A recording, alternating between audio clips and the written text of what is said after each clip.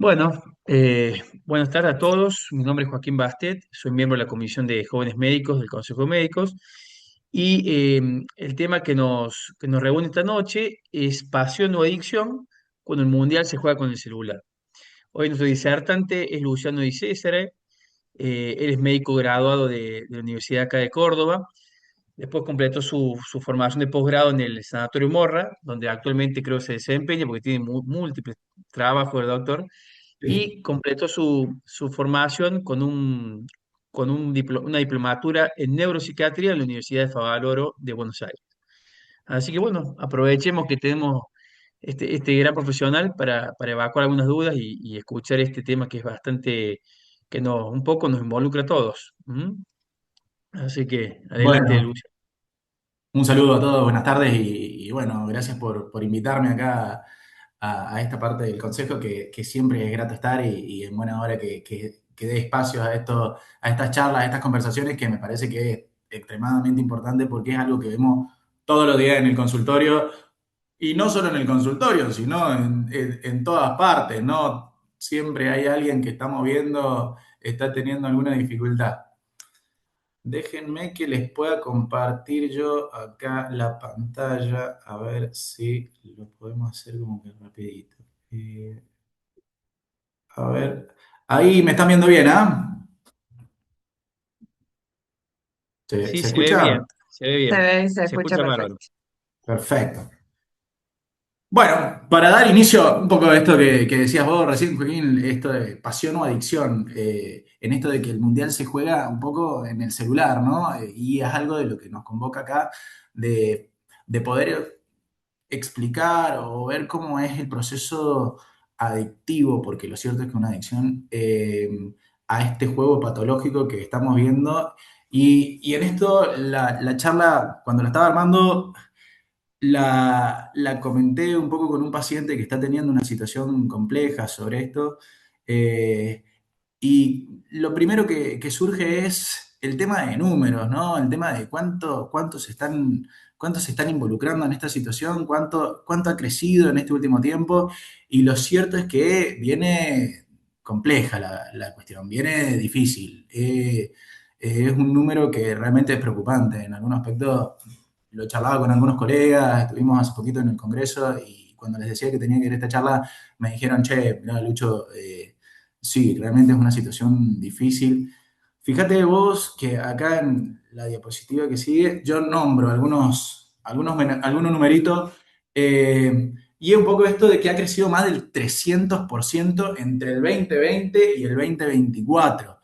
Imagínate lo que ha crecido de acá al 2026. Por ahí estaba buscando números más actualizados, pero lo cierto es que hoy seguramente tenemos mucho más de lo que creemos, ¿no? Esto de que se estima que 2 millones de personas están apostando regularmente en plataformas digitales y muchas de ellas son ilegales. Esto es algo de lo que a mí me interesa que después profundicemos en esta charla, porque es una cosa compleja, esto de que más de la que tenemos un porcentaje altísimo de pacientes que están entrando a apuestas ilegales y que el paciente en esta charla cuando la estábamos armando, cuando estábamos viendo, me gustaba que sea esta ida y vuelta de lo que él ve y lo que yo veo en la consulta y cómo él lo ve y cómo lo veo yo. Eh, pero el hecho de que se encuentran más pacientes ingresando a apuestas ilegales que a legales, bueno, sorprende, ¿no?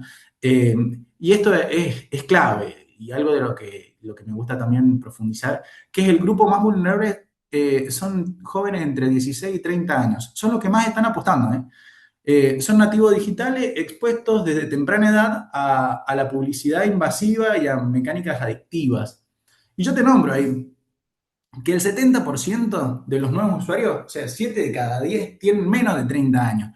Este es un datazo porque hay una cuestión sobre el frontal y sobre la neocorteza frontal y la neurobiología del cerebro, de la cual después seguramente hablemos un poquito, en desarrollo, ¿no? Y que ya está introduciéndose a la situación adictiva, al consumo problemático, no solamente de sustancias, que es algo que, bueno, lo hemos visto y viene también creciendo, pero sino también a esta crisis silenciosa que pongo yo, a esto adictivo del teléfono y la facilidad de la adicción y la facilidad del ingreso. Más si encima tenemos un porcentaje que ingresa ilegalmente.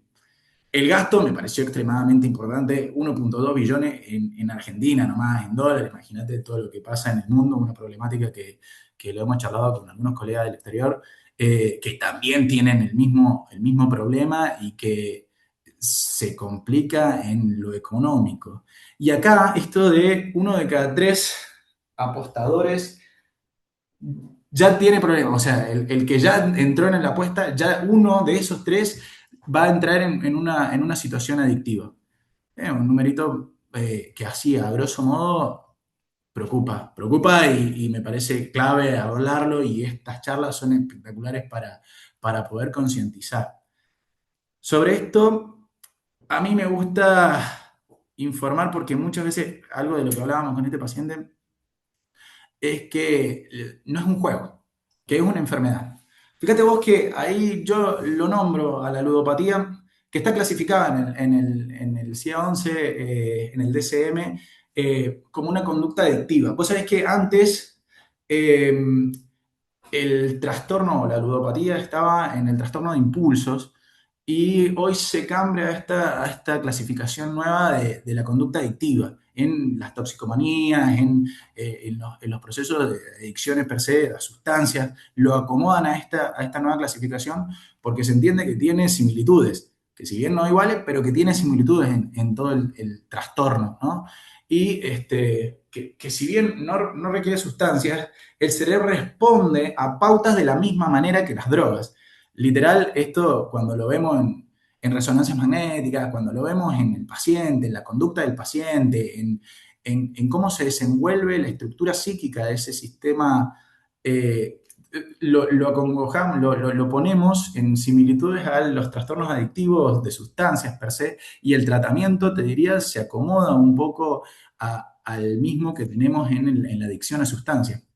Y acá, en esta ida y vuelta que teníamos con el paciente, pues la verdad que estuvo bueno poder armarlo junto con alguien que estaba muy inmerso en este sistema. Le preguntaba y mientras preguntaba íbamos armando y esto dice, empieza como una promesa. Quiero, aparece esta idea de quiero ser rico, o tengo la intención de ser rico, o necesito plata ya, o necesito esta acción inmediata. Y esto que dice, ¿no? Al principio todo parece fácil, pequeñas ganancias refuerzan la ilusión de control. Yo sé de deportes. El paciente sabía mucho, es verdad, de deporte. Estaba muy metido con los deportes, no solamente el fútbol, sino también el básquet, el tenis, porque lo cierto es que se apuesta a todo, ¿no? Y puedo ganarle al sistema. O sea, hay una idea de yo lo sé, entonces yo seguramente gane. Y lo cierto es que el sistema está acomodado a que siempre vas a perder, que podés tener eventos de ganancias, que podés tener eventos en los que aparece alguna idea o hay una recompensa, sí, pero que inexorablemente termina repercutiendo negativamente, repercute a los fines pérdida. Y después el trabajo puntual del consultorio es trabajar sobre la pérdida, ¿no? Y de qué es lo que querés recuperar.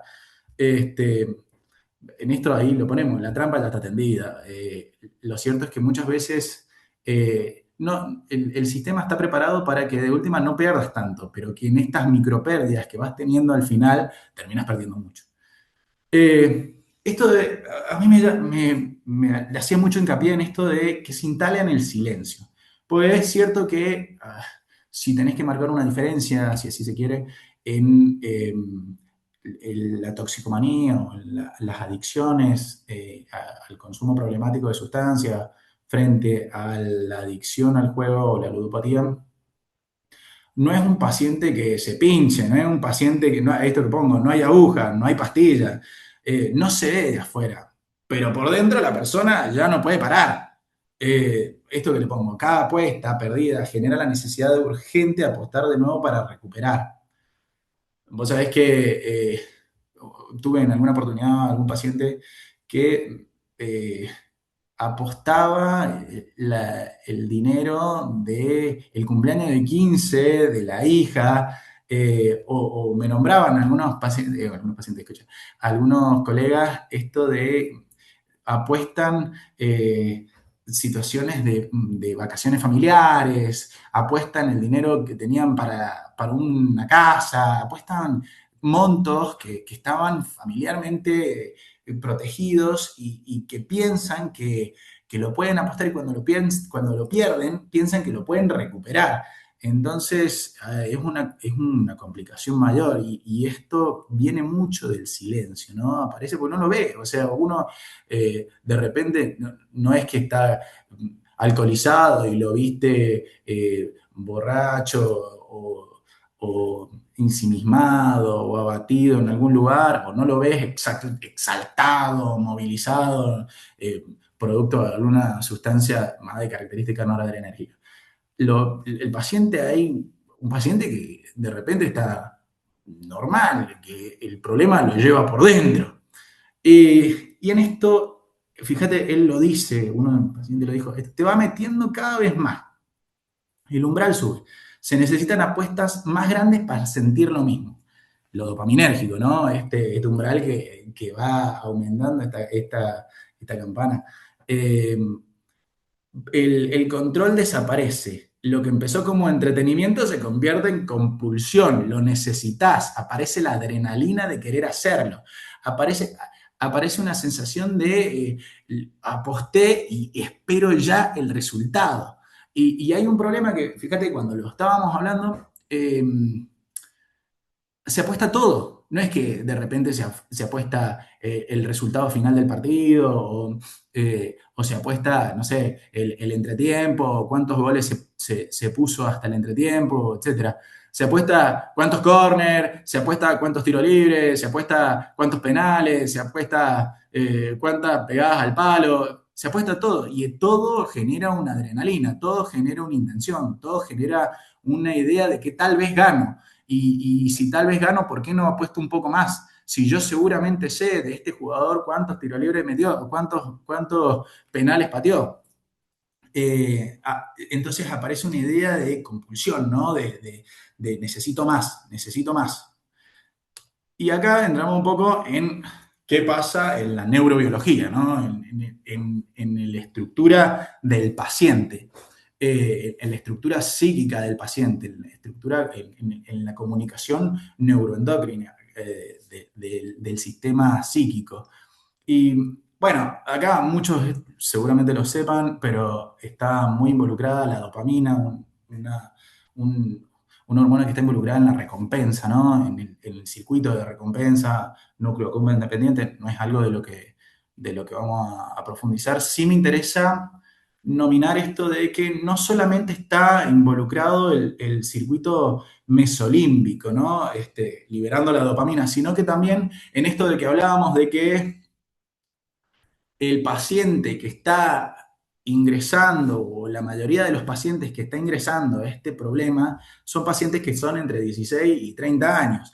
Entonces, hoy sabemos desde la psiquiatría, desde la neuropsiquiatría, que la estructura frontal, que la neocorteza frontal, que está involucrada en la planificación, que está involucrada en la interpretación del problema, que está involucrada en la comunicación, que está involucrada en la misma introspección, esta capacidad humana de saber cómo me siento, toda esta parte del cerebro se termina de desarrollar a eso de los 30 años, 25, 30 años, se habla de que termina de formarse la estructura neocortical. Entonces, si tenemos un paciente de entre 16 y 30, la estructura neofrontal todavía no se termina de desarrollar. Entonces, empezamos a tener dificultades en la planificación, empezamos a tener dificultades en la interpretación, en la comunicación y hasta en la misma capacidad de saber cómo me siento frente a esta situación. Y sobre esto encima tenemos una dificultad en la liberación dopaminérgica, en lo que está involucrado en el circuito de recompensa, porque lo quieren ya, porque lo quiero ya, porque necesito ya. este dinero, esta situación de grandiosidad, esta sensación de me fue bien, en esto de yo lo sé y- y lo hago y se me da. Lo pongo acá. Los chicos quieren ser millonarios ya.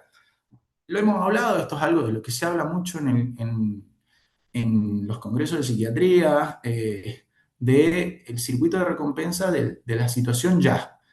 Todo lo queremos ya. Quiero que me escriba ya. Quiero que me mande el mensajito ya. Quiero tener dinero ya.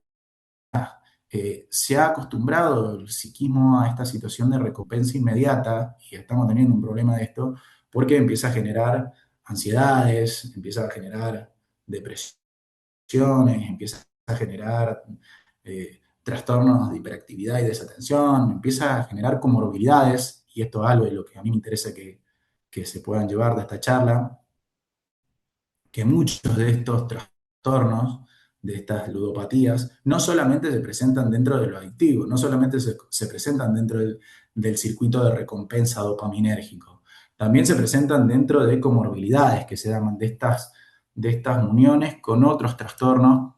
La ansiedad o la depresión son muchos de los que vemos nosotros y que termina siéndose un combo peligroso, porque lo cierto es que últimamente hemos visto tasas de suicidios que vienen increciendo rápido, muy velozmente en estos grupos etarios, y estas charlas son para poder identificar situaciones problema, poder identificar situaciones a resolver y poder tenerlo por lo menos presente en este circuito, porque si digo que el frontal todavía no se desarrolla, empieza a tener situaciones que difieren de la planificación, que difieren de la interpretación y terminan pensando cosas o haciendo cosas de las que después es tarde recuperarlas. Pongo acá que el cerebro adicto ya no distingue entre un placer de ganar y la urgencia de apostar. En esto adrenérgico, en esto lo quiero, eh, tengo esta sensación de que puedo. Ambas sensaciones se fusionan en una sola compulsión. Lo hago, lo pongo, espero y gano, recompensa. Espero y no gano, y tal vez que gano enseguida. ¿Por qué no apuesto un poquito más? ¿Por qué no pongo un poquito más? Y así se transforma en un ciclo, en un bucle interminable que termina llevando a situaciones muy complejas, muy complejas. Bueno, esto es algo, fíjate cómo esto lo nominaba el paciente, ¿no? La soberbia como puerta de entrada. Lo nominaba recién, lo decía recién. eh, yo sé mucho de fútbol. ¿Cómo no voy a saber yo quién va a ganar? ¿Cómo no voy a saber yo cuántos goles puede llegar a meter? ¿Cómo no voy a tener yo esto del PRODE? Mirá, tengo 7.000 millones de puntos en el PRODE. ¿Cómo no voy a saber yo si va a ganar o no va a ganar? El problema es que si no, empieza a perder y dice, bueno, necesito más. Y ahí pongo una de las características más particulares de la ludopatía deportiva, el componente cognitivo, la creencia de que el conocimiento sobre deportes otorga una ventaja real. Esto yo lo sé, y si yo lo sé, seguramente gano. Y si no gano, tengo que seguir apostándolo porque seguramente en el otro partido, ¿no? Se me tiene que dar. Lo pongo acá, fíjate, yo sé quién va a ganar. El apostador sobreestima su capacidad de predicción. ¿Cómo no? Esto lo decía él, ¿no? En estas mismas palabras. ¿Cómo no voy a saber yo quién gana este partido? Esta soberbia es paradójicamente uno de los principales factores de riesgo, efectivamente, porque lo cierto es que en eso la trampa está lista, está hermosa bueno, sí, apostá, perdiste, bueno, te lo tenés que, y apuesta de nuevo. La ilusión de control. Esto de que, a diferencia de otros juegos al azar, las apuestas deportivas parecen tener una lógica. Seguramente gana este frente a este. Hace que la persona invierta más, se justifique más y tarde en pedir ayuda, ¿no? Aparezca esta sensación de la soberbia, ¿no? De, no, si esto yo lo tengo re claro. Nada, esto ya lo tengo re claro, ¿qué no voy a saber de esto? Nada, mirá, si, nada, nada, si no estoy metido en una adicción. Nada, yo apuesto porque sé y seguramente gano. Y efectivamente, seguramente ganaste alguna. El problema es todas las que perdiste. El sesgo de confirmación. Solo se recuerdan las victorias. Aparece esto lo hemos visto mucho en el consultorio. Pero gané un montón de veces, doctor. Y bueno, pero ¿cuántas veces perdiste? Eh, y, y las pérdidas se atribuyen a la mala suerte, la suerte como factor de recuperación, ¿no? Esto de, bueno, después de todo, bueno, si hay alguien que hace psicoanálisis o que es psicólogo, pueda seguro nominar esto, pero lo cierto es que se trabaja sobre la pérdida y sobre cómo aparece lo duelar en esto de la pérdida y no la recuperación, ¿no? Porque cosas que no se van a recuperar. Es un juego en el que vos mismo te metés. Pensás que podés ganarle a todos por lo que sabés. Un poco lo que venía diciendo, esto es propio de lo que decía el paciente y te digo que no es tan fácil darse cuenta de esa situación. Eh, Acá es donde nosotros nos ponemos en el consultorio, ¿no? El aislamiento progresivo. Se van ensimismando, se van enclaustrando, se van eh, ensamblando una idea en la que el juego lo es todo, en el que ganarlo es todo, en el que la acción de apostar y la adrenalina de apostar y la dopamina de ganar empieza a transformarse en una situación en la que lo tenés que repetir compulsivamente, todos los días. Necesita eso. Deja de ir a lugares sociales, empieza a dejar de participar, en eventos, en cumpleaños, en celebraciones, en eventos familiares. Esto lo dice el paciente. La apuesta siempre es más divertida. El hecho de estar apostando, me nominaba él, me decía, mirá, Lucho, yo estaba en una reunión familiar, yo estaba con mi abuela comiendo una lasaña y estaba viendo el partido de Congo contra, no sé, eh, Israel. Y, y necesitaba ver un partido que tal vez que no le interesaba absolutamente a nadie. Y lo necesitaba ver porque había apostado por esto. Descuidan el trabajo, descuidan los estudios, a este paciente le pasaba un poco esta situación. Eh, la concentración y la motivación se redirigen completamente. Es cierto, o sea, empieza a aportar esto a un sistema adictivo solamente al hecho de querer jugar antes que el querer estudiar o el querer participar en una reunión laboral o el querer crecer en un sistema del trabajo y demás. El rendimiento cae, los proyectos a largo plazo dejan de importar porque lo cierto es que necesitamos la dopamina rápida, la dopamina fásica que se llama, esta sensación de necesito ganar todo el tiempo y cuando gano necesito ganar más y más y más, y eso empieza a enclaustrar, ¿no? Y empieza a dejar de tener todo esto que lleva al afuera. Miente de forma sistemática, oculta el tiempo que le dedica, esto es algo muy importante, oculta el tiempo que le dedica porque se encuentra a las 2 3 de la mañana apostando para un partido que tal vez que se está dando en Europa o tal vez que se está dando en Norteamérica. El dinero que pierde y las deudas que acumula, lo pierde al sentido de cuánto dinero, porque el dinero lo único que transforma es en tengo esta guita para apostar. La mentira se convierte en un recurso de supervivencia dentro de la adicción. Empieza a mentir a todo el mundo, empieza a mentir a la familia, empieza a mentir a los amigos, empieza a mentir a quienes lo rodean, entonces empieza a tener un alejamiento social, empieza a tener una situación de eh, mitomanía a la idea de necesita mentir para que necesita que le dé plata. No, es que necesito porque se me venció el alquiler, pero yo después te devuelvo. No, necesito porque justo me tenía que comprar unas pilchas, pero después te doy. Entonces empieza a mentir sobre esto, se endeuda sobre esto y se aleja del sistema social. Esto me lo decía el paciente, se instala en todos los aspectos de la vida, te mancha en todos los aspectos de la vida. La adicción no respeta esferas, afecta lo económico, lo afectivo, lo laboral, lo espiritual, todo. Bueno, Acá esto es un poco lo que veníamos hablando al principio, ¿no? Es muy fácil apostar. Lo facilita todo el sistema. El ecosistema este que hay en la apuesta. Antes, en alguna oportunidad, lo veíamos pura y exclusivamente en el casino, o en el que tenía que ir al casino, o en el que se tenía que acercar, un poco oculto, un poco, qué sé yo, protegido, si es que se quiere, al casino físico, pero ahora lo tenés en el teléfono, en la compu, a 10 segundos de lo que quieras apostar, cuando quieras apostar, en el momento que quieras apostar.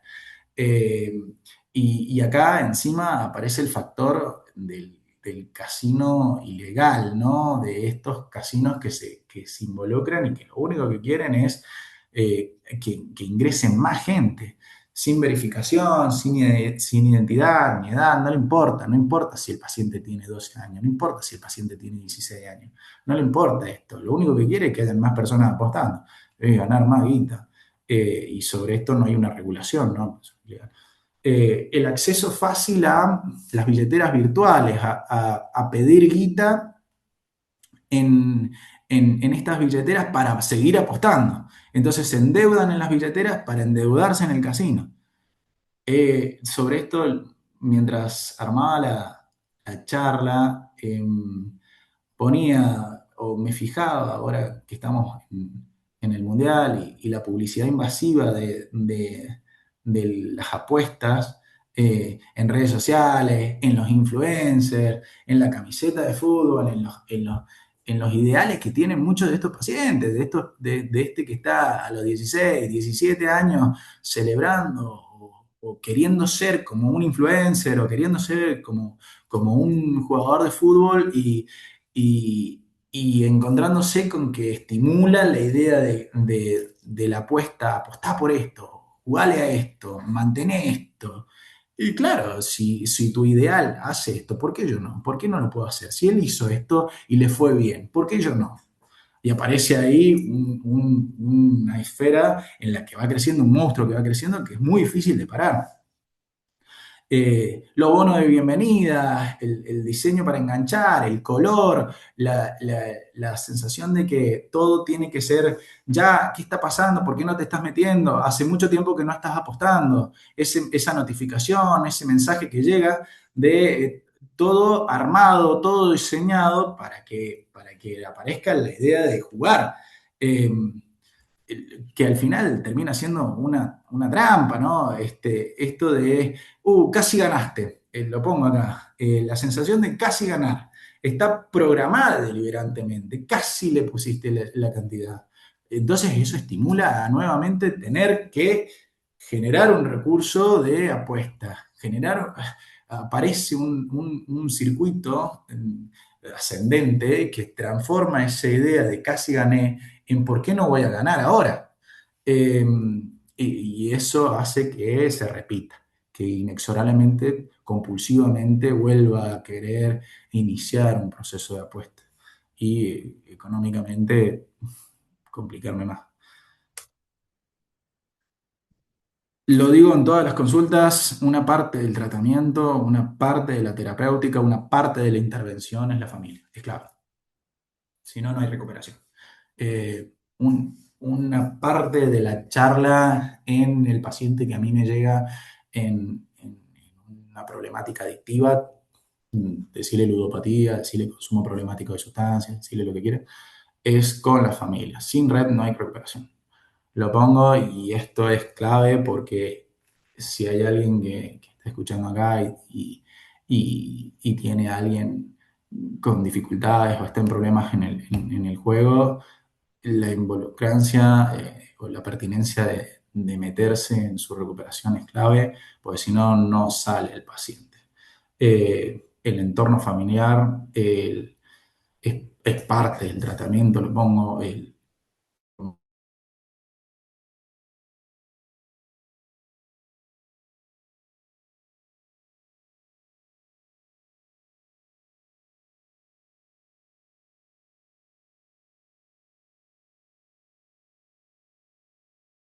la misma familia, y familia, sino el mismo paciente, estos valores personales que no puede llegar a tener, eh, a poder generar ese distanciamiento del juego y de las adicciones per se, ¿no? Eh, no es una cuestión de voluntad, lo pongo acá, no es que, bueno, ya está, basta, deja de hacerlo, y que el paciente lo necesita. El paciente genera una dependencia de esta cuestión, entonces necesita poder involucrarse nuevamente, necesita poder rehacerlo, aprender a no cubrir. Bueno, tal vez que, bueno, se gastó unos mangos nomás, no pasa nada, bueno, ya lo vamos a recuperar, vas a ver, no rescatar económicamente y sostener, eh, sostener, sí, sostener la conducta adictiva. Porque muchas veces, bueno, ya está, te presto yo, no te preocupes, listo, lo solucionamos, no, no lo hagas mal, no pasa más nada, esto ya está, ya pasó, después lo resolvemos.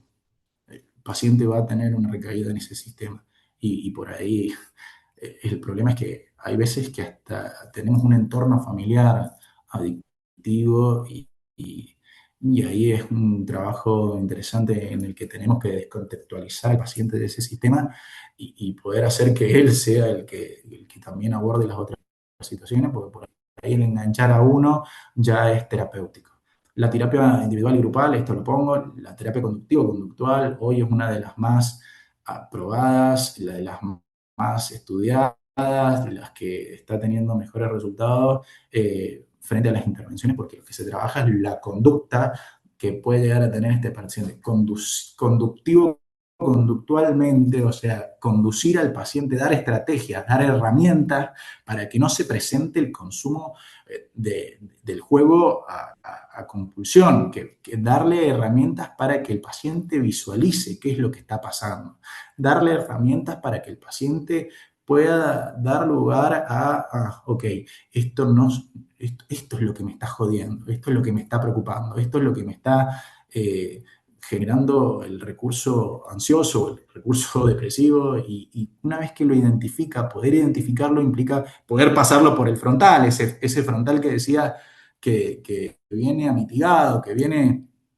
desestructuralizado, que viene complicado.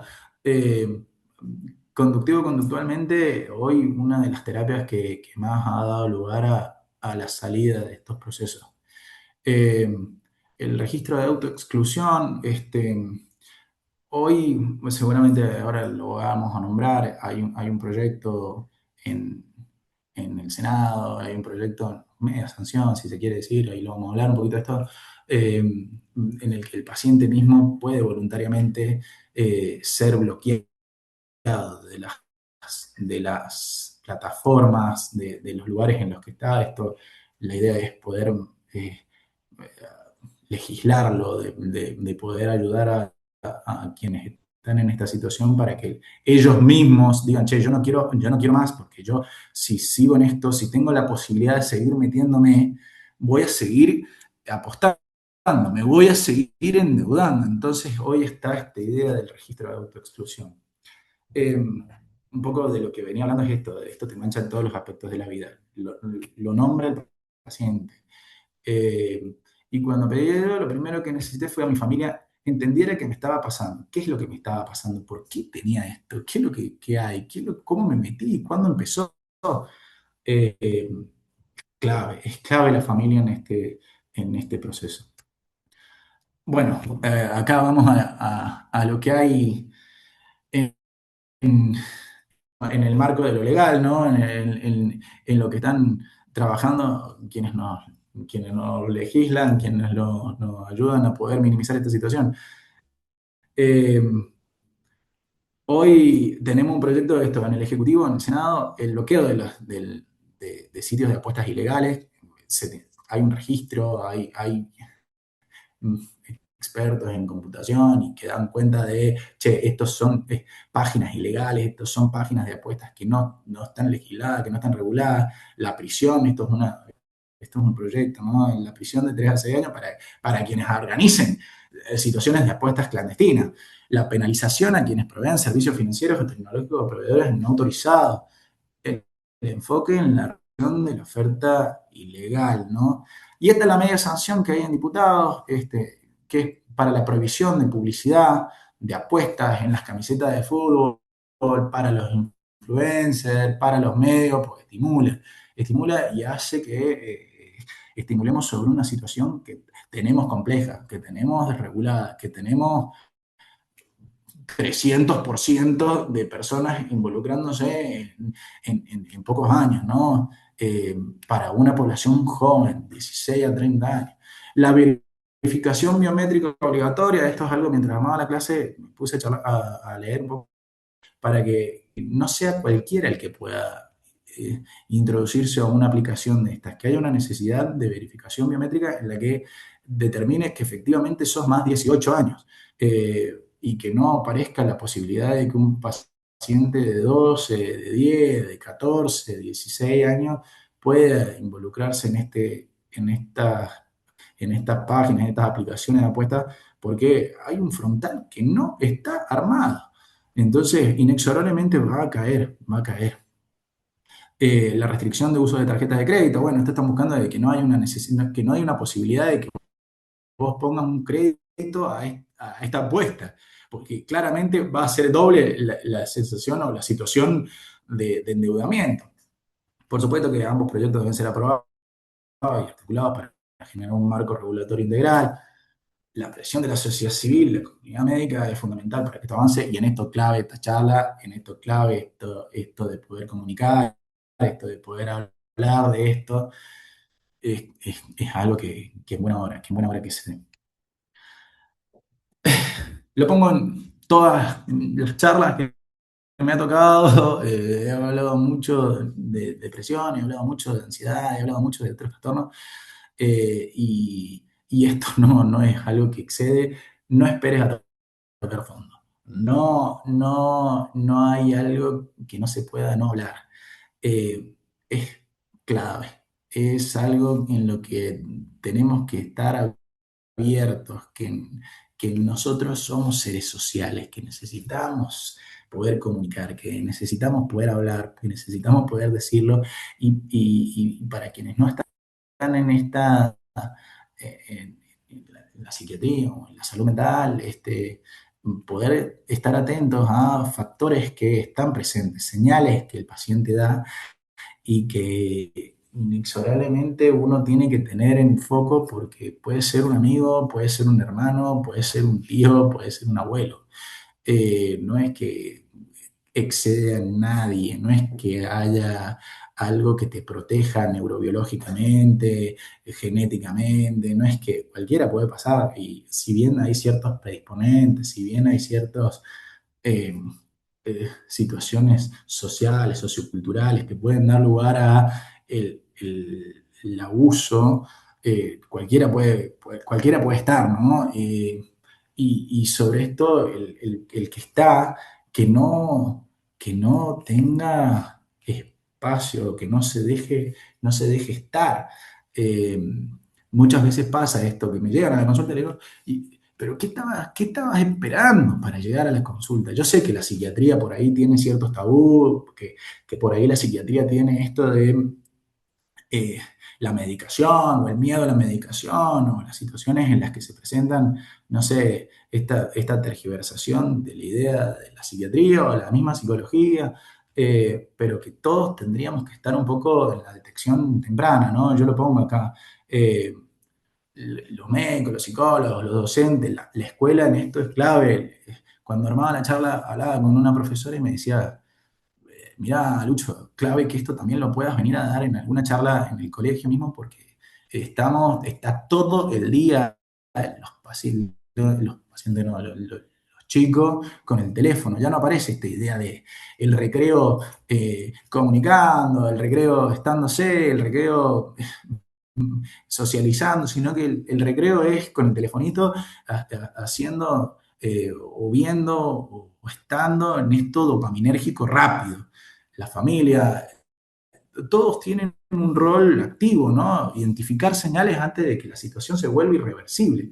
Y en esto nomino acá algunas de las señales, ¿no? Que en el paciente la irritabilidad, cambios de humor ligados a resultados deportivos. No, ¿cómo va a perder ¿cómo no va a haber metido 3 goles? El ocultamiento de los gastos, deudas inexplicables, se encuentran con deudas que vos decís, pero ¿cómo te gastaste tanta guita? ¿Cómo no te... Si te di la otra vez, aparecen padres que me vienen a la consulta, le he dado mucha guita, doctor, es la mensualidad que generalmente le paso y siempre me viene a pedir. Y bueno, echemos un ojo a eso. Aislamiento social progresivo, ese es el determinante, el enclaustramiento es algo que lo vemos en todos. Señales en el joven, uso excesivo del celular durante eventos deportivos, pedir dinero prestado con frecuencia, desinterés repetido por actividades que antes disfrutaba, eso se pierde muchísimo, lo nombraba en los eventos sociales, en los cumpleaños, en cuestiones que antes participaba, que ahora está como cerrado, como ensimismado, como abatido, desenergizado y que supeditado a su humor frente al cambio de si ganó o no, ¿no? ¿Dónde consultar? Bueno, esto, servicios de salud mental públicos y privados, jugadores anónimos argentinos, pongo acá la línea 148 de salud mental, es una línea 24 horas, médico de cabecera, clave, poder acercarse a cualquiera de los médicos y que los médicos tengamos la posibilidad de decir, che, mirá, ahí esto sí, algo complicado, algo que tal vez que tenga que tener una consulta con psicología, con psiquiatría. El mensaje central no es la falta de voluntad, no es la falta de voluntad, no es el paciente diciéndole, che, mirá, no lo hagas más, listo, ya está. Es una enfermedad y tiene tratamiento. No es que nos quedamos sin recursos, no es que la medicina se cuida sin recursos. La medicina tiene recursos para estas situaciones. Es una situación compleja, es una situación que no es fácil, es una situación que no es rápida, pero que se sale, que tiene tratamiento. La red de apoyo clave y esto de que hay recuperación, sí, sí se puede salir. Y sobre esto, bueno, para ir finalizando, ¿no? Las apuestas online representan una problemática real y en crecimiento en nuestra sociedad. La ludopatía es una enfermedad reconocida con tratamiento efectivo y posibilidad de recuperación. La concientización médica y social no es un acto menor, no es un acto menor. Necesitamos poder nombrar más.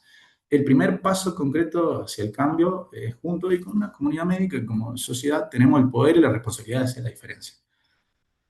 Eh, y para finalizar, esto de que la prevención comienza con la conversación. Esto que estamos haciendo ahora es clave. Me parece que es lo que tenemos que hacer y donde nosotros tenemos que nominar y donde hay que participar, ¿sí?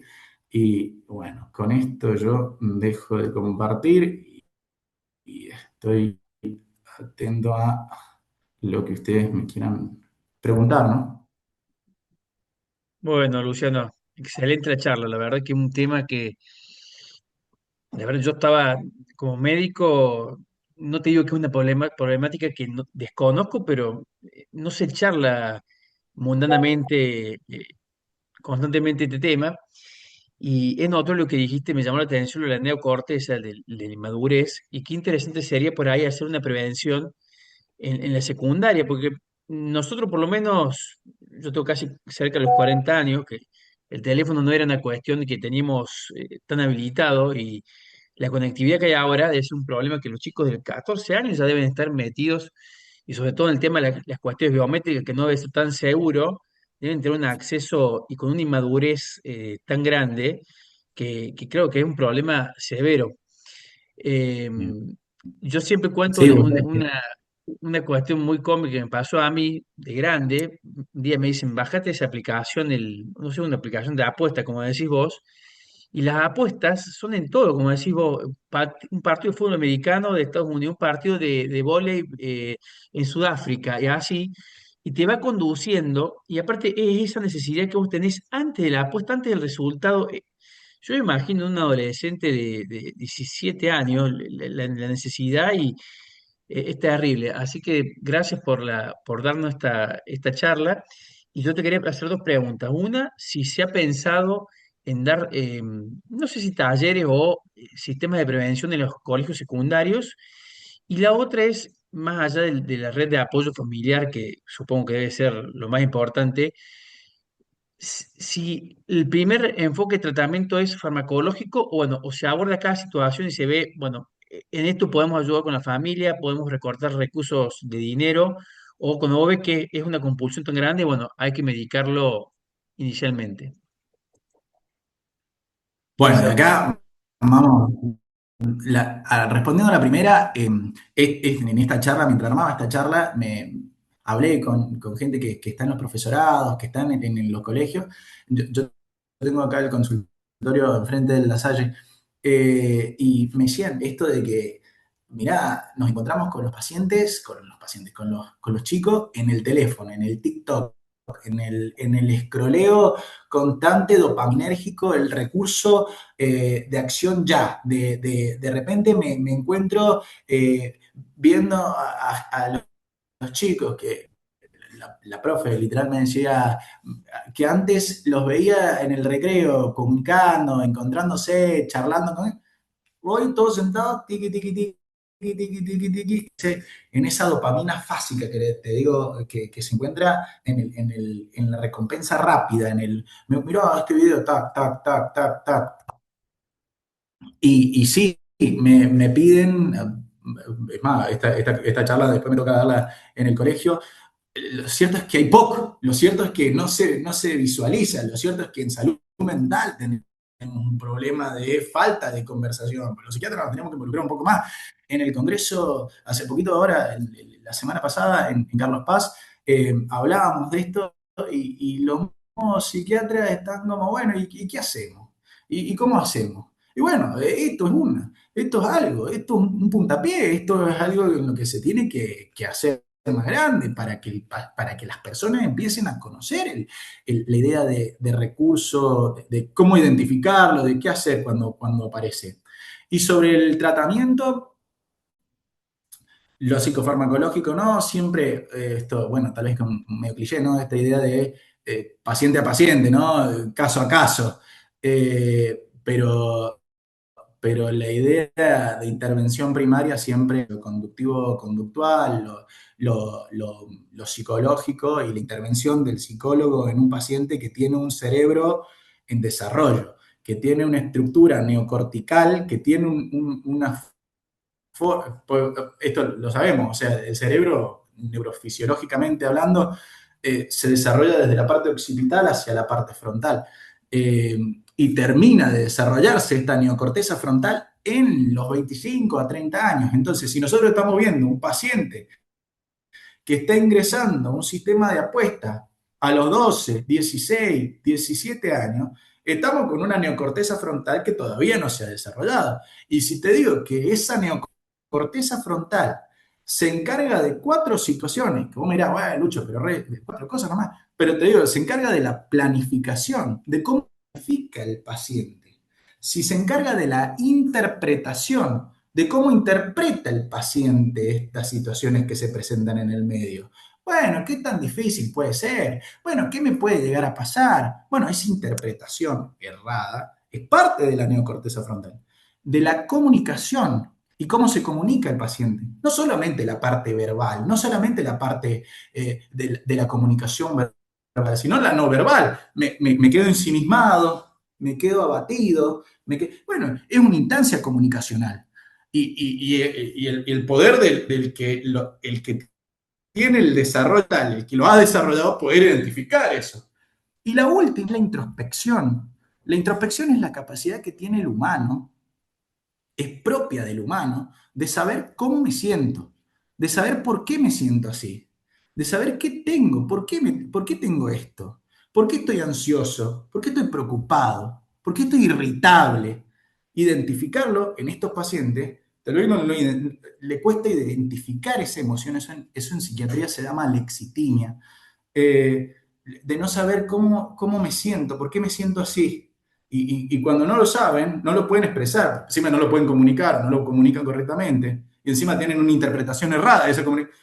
Ahí se nos hace un matote de situaciones que en esto, el que está viendo de afuera o en esta especie de satélite familiar, en este circuito familiar, poder mirar esa situación y poder decir, che, me parece que acá tendríamos que ver algo. Me parece que esto tendríamos que llevarlo a un acceso psicológico, psiquiátrico, médico o salud. Y el que está, que recibe este paciente, diga, ah, che, ¿podrá hacer esto? Che, cuestión, che, ¿y acá pasará algo? Acá estará esta situación. Y hacer que el paciente ordenarlo. Por eso pongo ahí que lo conductivo conductual es clave en este proceso, porque ordena, encamina el circuito del pensar de este paciente. Lo psicofarmacológico, aledaño a, ¿no? Si estamos viendo que ya hay una dependencia, si estamos viendo que ya hay una cuestión en la que encontramos un control de los impulsos, porque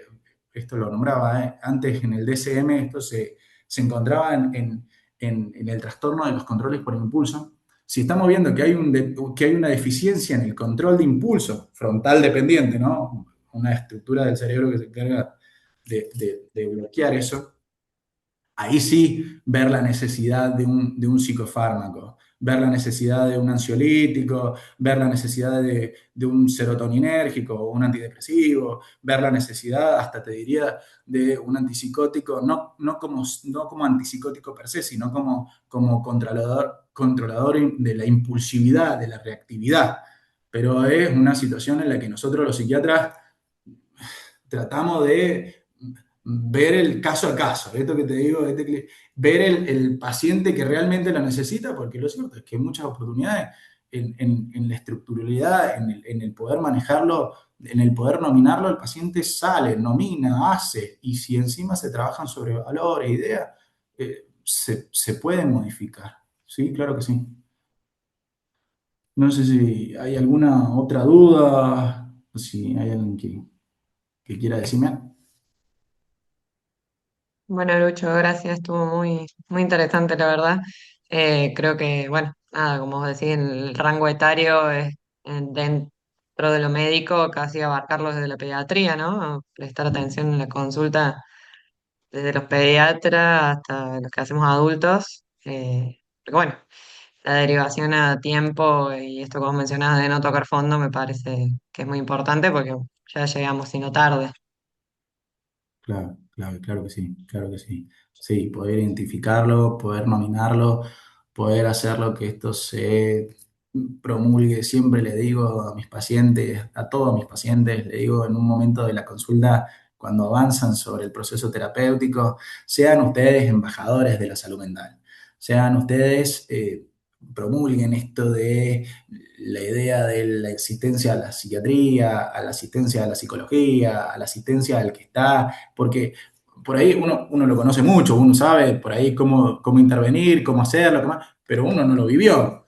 Y si no lo viviste, es como complejo nominarlo. Y van a ser estos pacientes por ahí, van a ser estos los que se dan cuenta tal vez más rápido de quién está en ese volando bajito, de quién está en ese, che, mira que yo estuve en eso, mira que yo lo tenía, me sentía así, estaba ansioso, estaba intranquilo, estaba triste, estaba hosteado. No solamente digo de la ludopatía, sino de todos los trastornos, ¿no? Y de por ahí esa sensación de, che, mira, fíjate, tenete una consulta, fíjate de ir a algún profesional que asista a esto. Y ahí eso sale, por ahí cuando alguien te lo dice, no, no, no, che, tenés que ir al psiquiatra o tenés que ir al psicólogo, pero sí, che, mira, yo estuve en esta y a mí me funcionó. Hay un circuito que cambia, hay un pensar que cambia, hay una estructura que cambia en el sistema. Y de ahí tal vez que llega y fue el primer paso al cambio, el primer paso a la salud, el primer paso a poder recuperarse. Es clave. Para mí eso es algo que se los digo a todos mis pacientes, eh, en el momento que van avanzando sobre el proceso terapéutico, ¿no? Muy bien. No sé Bueno, si alguien del auditorio tiene una duda, quiere preguntar algo. Bueno, Lucho, parece que están todas evacuadas las dudas. está Ya bueno. te estaremos llamando para otra charla. Vamos a estar atentos a todo lo que quieran. Yo dispuesto a todo. Bueno, gracias por todo y bueno, nos veremos, nos encontraremos en breve. Chicos, un lujo. Nos vemos. Bueno, Chao, muchas chao. gracias a todos los que Chao, chao. participaron. Buenas tardes. Hasta luego.